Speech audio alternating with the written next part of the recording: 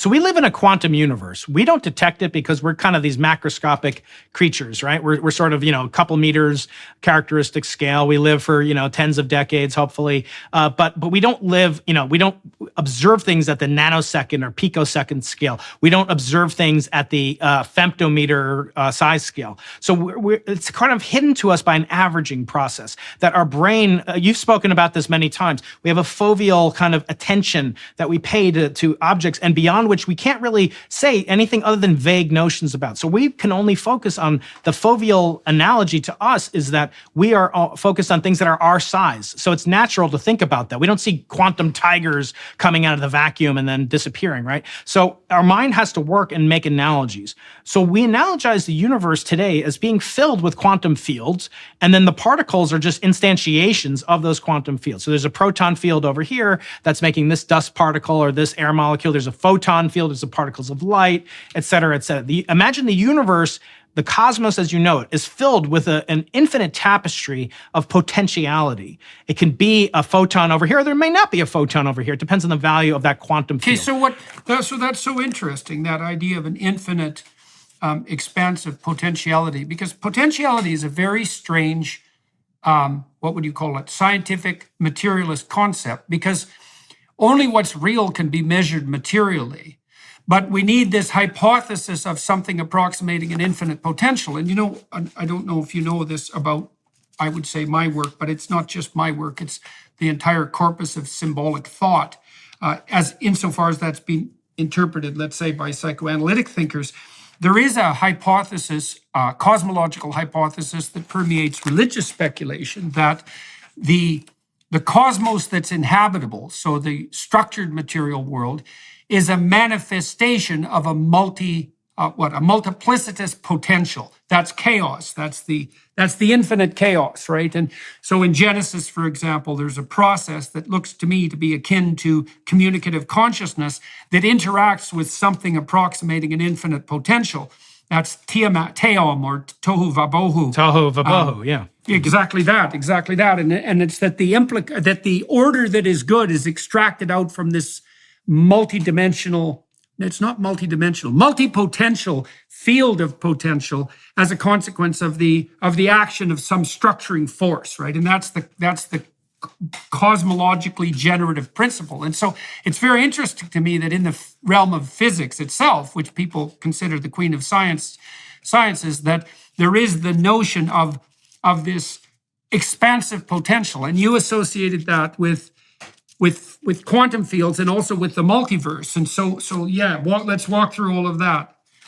It's even deeper than that, as you're saying. The potentiality is something intrinsic to not only the existence of our universe, but there's a mirror universe that I know, have been familiarized with Sir Roger Penrose, and that's the anti-universe, the fact that we have antimatter, and is possible to look at the work of Dirac. We talk about the Dirac sea, where there's an infinite set of potential states that are filled and occupied, or occupied, and depending on their potentiality versus their actuality. When do they get instantiated? When do they get commanded into existence, to use a very overburdened phrase, right? So this, and there's what's called solid state physics or condensed matter theory. We have, imagine you have, a bunch of people, a crowd, on a regular grid, and they're all moving, and then one guy gets teleported by some aliens that we'll have to talk about some other time. So the one guy gets teleported out of this infinite grid of people marching as soldiers, right? And then the soldiers kind of get nervous, so they start moving to fill in that hole. So one moves to fill in the hole where the soldier has been extracted or rendered out of existence, and then that produces a hole in another place where that other soldier was, right? So there's a sea of now you start to see this hole moving. But is the hole real, Jordan? I mean, the guys are real, right? But now the one guy left, and so they're filling in. So now there's this other thing called a hole, and it's moving. And there's an exact analogy between that and what's called condensed matter physics that are called phonons, not photons, but phonons, and how they propagate. And they have properties. They travel at some speed. So now you're talking about the absence of something, the potentiality of that which was, and it is propagating in a sea of possibilities as well. So I'm not saying this sea of potentiality. My students and I tried to work through the relationship between anxiety and entropy, and we were contemplating the the horizon of possibility, because I think that what consciousness does is confront a horizon of possibility. It's not something driven in an algorithmic, deterministic manner by the states of material objects at the current time. It contends with the sea of potentiality, but it also appears, and maybe this is a consequence of the principles of existence itself, that sea of probability is structured in a normal distribution of probability. So, for example, the most probable next event in our conversation is that one or the other of us or both will utter a word. But there's some non-zero probability that there'll be a cataclysmic earthquake and I'll be swallowed up by the ground, right? It's a relatively low probability event, thank God, but it's not zero and it's not entirely predictable. Not in San Diego. Probability. It's more higher probability for me.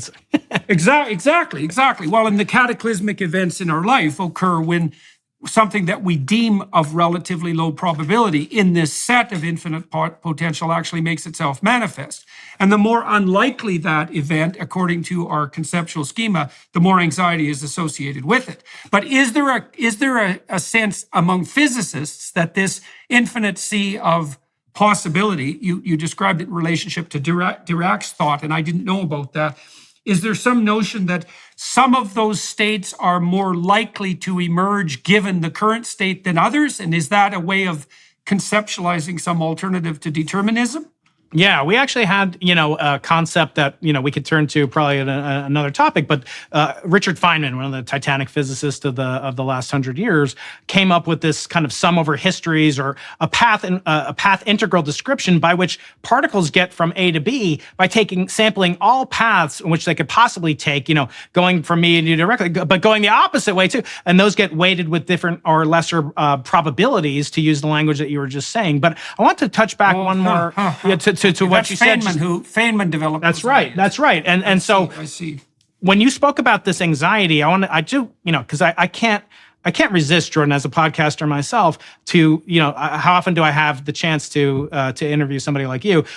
Even though this is your conversation, I want to continue with your questions. But there's something that you said, and I hope again you'll indulge me with your forbearance. You mentioned anxiety and entropy. I want to ask you right now. How many different ways could I make your life twice as good? Or 10 times as good? How many ways could I do that? I mean, there's a finite number of ways. Yeah, exactly. And that's a very good observation. That's part of, I think, why we're also weighted towards weighting negative emotion more significantly, is that the number of ways things can go wrong is near infinite, whereas the number of ways things can be improved that's the straight and narrow path, right? That's also, by the way, the boundary between order and chaos in the Taoist conceptualization of the world. It's a very narrow pathway to make things better. It's not impossible, but it's very difficult. It's not to make things, but I think, Jordan, and I want to run this by you, my theory is that you should lean into that which would devastate you. In other words, you and I are both parents. You've met my children. You know that, the greatest fears, I don't even have to speak it, God forbid. But anyone who's brought a life into existence, has organized entropy, has reduced entropy, has invested so much into this beautiful creature miracle that we call a child. And that's just one example of how your life could be made not twice as worse or 10 times worse. It could be made infinitely worse. But I like to invert that and use that as a guiding principle and get your impressions about that, because it seems to me that we should be doing those things and making those network entropic connections, that we should have as many of them that they would, if removed, would devastate us. In other words, you can find out what you should be doing okay. So I would say that's one of the most fundamental contributions of New Testament thinking to Old Testament thinking.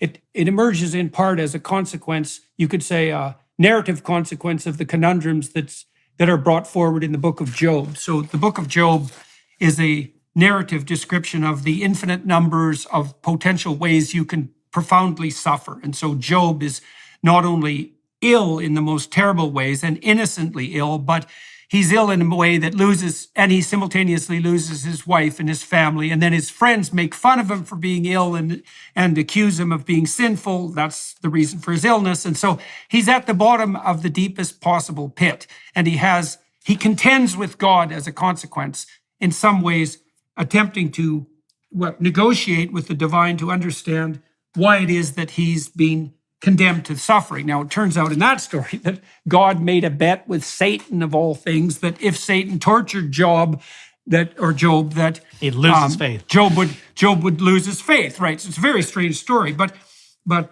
Carl Jung wrote a great book called Answer to Job that takes that apart in great detail. But what happens in the Christian story is a strange inversion of the story of Job, because the hypothesis in the Christian story is essentially that the best way through the absolute catastrophe of life is to voluntarily take on the deepest possible set of catastrophes as if they're an encouraging challenge. It's something like that. You could think about that metaphysically as the invitation to the cross.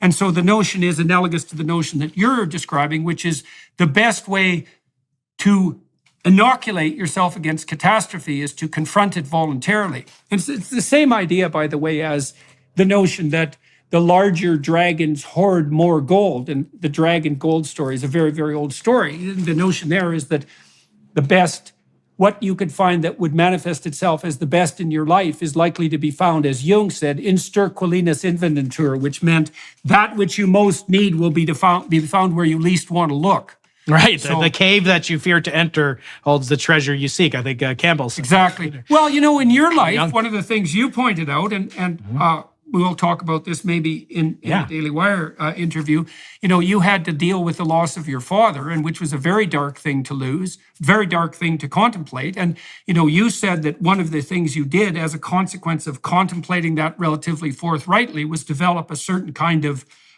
radical ambition, both in terms of enthusiasm because you were interested in it, but also in terms of the magnitude of the problem that you were setting out to challenge. And so you simultaneously solved a psychological and a metaphysical problem by delving into the structure of the real at the place that looked darkest and most mysterious to you. And I think it's something everyone should know. I've been lecturing to my audiences as I go around the world more recently, talking about how destiny makes itself manifest to people. And it does that by inviting you with opportunities that seize your imagination. But it also does it by calling out to you certain problems that beset you that happen to be your problems, whatever that means. Because it's not like you're obsessed by an infinite number of problems. You're obsessed by that set of problems that happen for whatever reason to be your problems. And you might say, well, I wish I didn't have any problems, but then you don't have any mystery. The reverse of that would be to say, well, I'm going to take the worst problem that besets me and delve into that most assiduously. And I think the evidence is quite clear on the clinical front that that's how you find the great adventure of your life. I think that's a universal truth, by the way. Yeah, I think this, and I see this with scientists. The issue that that most people don't really recognizes that science is done by scientists. We're not walking automatons that have no feeling and have nothing invested in it. And that's why I think it was sort of like almost like a coming out, feeling must be, I'm not familiar with it, but liberation, when you recognize your own particular dragon, if you're willing to solve it. Look, you mentioned the mystery and what perplexes you. So if your car breaks down in the analogy you used before, it causes you anxiety, but you know exactly what you have to do. You have to, get a jack and you have to put the tire on and you have to get on your way, and hopefully you'll be there on time.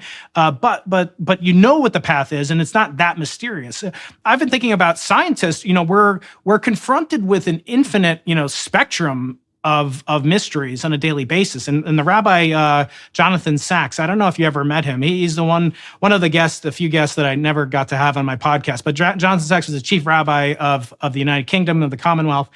And he has this kind of brilliant take. He wrote a book called The Grand Partnership about the reconciliation and the comity between religion and science. And one of the things he would speculate on was, why is it that scientists are the least religious? I actually happen to think that scientists are incredibly religious. And I think so. We should talk more about that because I'd like to know why you think that.